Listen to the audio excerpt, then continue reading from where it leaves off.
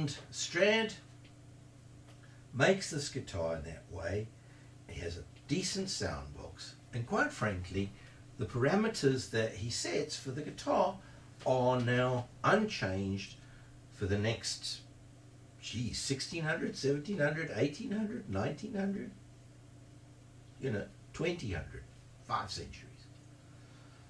However, the disadvantage of Stradivarius's classical guitar is the disadvantage that arrives when the guitar leaves the chamber of the chamber music, when it leaves the bedroom and the living room and goes to the concert hall. It's too soft. So the first thing we get is makers like Martin and Gibson making bigger sound holes, making bigger bodies, jumbos, super jumbos, adding strings, 12 strings, bigger noise. Fact is, it's too soft. However, Mr. Rickenbacker comes along with the first practical pickup, and suddenly we have a new animal, the electric guitar. Now, the electric guitar is a completely different thing. This is a guitar that doesn't need a resonator. So all the archtop guitars, all the big jumbos, all the ideas that made a big noise out of acoustically banged over strings, irrelevant. Now you've got a guitar that, as Les Paul says, can be a plank. Solid piece of wood, doesn't matter what it is, strings at one end, thing to hold the strings at the other end, a bridge, and 1, 2, 3, 4, 5, as many as you like, pickups, magnets that turn it into electricity that you feed through an amplifier, and the noise comes out there. Music goes round and round and it comes out there. It doesn't come out here. It comes out over there. Huge, enormous step forward. However, all the guitar makers know about is making acoustic guitars. And so what they do is they stick pickups onto, inside, above, anywhere they can think of putting them, their acoustic guitars. Now, some players turn around and say, look, this guitar's hell of a noisy now, because, I mean, when I strum it, not only does the noise come out of the sound box, but it comes out of the amplifier, and the two things interfere with each other, and I'm getting feedback, and I'm getting all sorts of hassle here. So the first thing they do is make the acoustic guitar thinner. Then they put a block of wood down the middle, and so on and so forth. But the basic design, the basic underlying physical concept goes back to Strad. It's still if you take a 1950s, 1960s, Jesus, a 2000s Gibson guitar, 330, 335, and you put it up against Stradivarius's guitar, and you can see their relatives. Okay, this one might be the teenager, this one might be the grandfather, but they're related. They've got the same curves. They've got a resonator body. They've got all these things. And Les Paul says, you don't need this shit. You don't need this stuff. You need a plank of wood.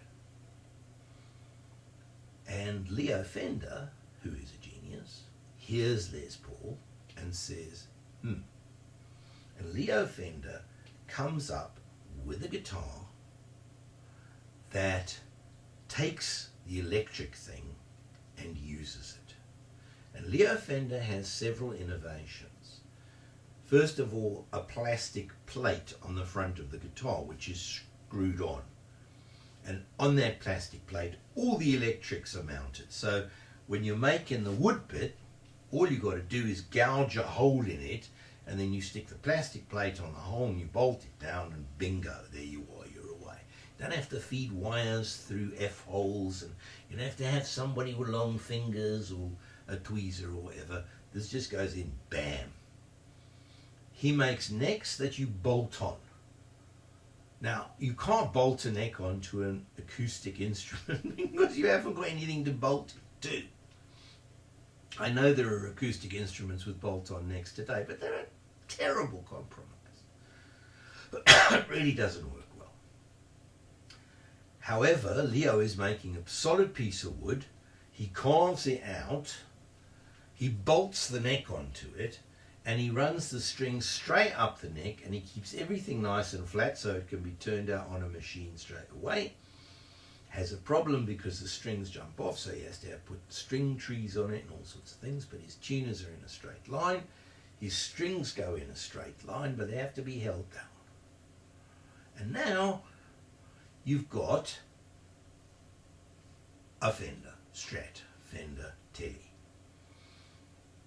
However, the innovations that Fender has made are not innovations to make the guitar playably different. Take a Fender Strat, put it up against Antonio Stradivari's original concept, and what have you got? Another cousin. Okay, this is a cousin with a quiff, but it's a cousin. And you can see it's got horns, but it's got a waist.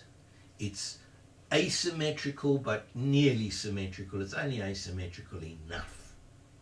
The one big innovation is the strap lock on the end of the horn, so that the guitar is reasonably comfortable to hold. But the neck's quite heavy. The body has to be heavy enough to hold the neck, because we're now talking about steel strings and bolts and metal bits underneath the fingerboard. So the body has to be correspondingly large and heavy to balance out the neck. It works. It becomes the go-to rock and roll guitar. It has a gazillion imitators, none of which are as good as. Burns tries it, but he sticks a little violin scroll at the top and it unbalances the guitar. I know, I played it. Yoink, like that. Neck dive, it's called. Lots and lots of different things are happening. Meantime, Gibson are turning out cousins of Strad, and now they start making solid body guitars, SG shape. It's a guitar, it's shrunk, that's all. It's made of heavier wood. The shape of the guitar, the placement of the strings, and the placement of the tuning heads are, if Stradivarius came back from the 16th century, look at this and go, yeah, that's all right. Of course, you're using sticky up tuners like that, and your tuning head goes out, so now your strings are going around a corner. That's not a great idea. But apart from that, once he walks out, the electricity and the fact that the music comes out of a speaker, Strad would have looked at it and gone, yeah, okay, I get that. But the neck is getting longer and longer, so you can play higher and higher solos. And as the neck gets longer, the weight of the tuning head goes out further, and the whole thing becomes more and more unstable, so the body has to be made heavier and heavier until finally you get the Les Paul. Weighs 9, 10, 11 pounds. Believe me, I've played an 11-pound guitar and I sold it because it's uncomfortable, it's heavy, it's not easy. 1959. Somewhere along the line,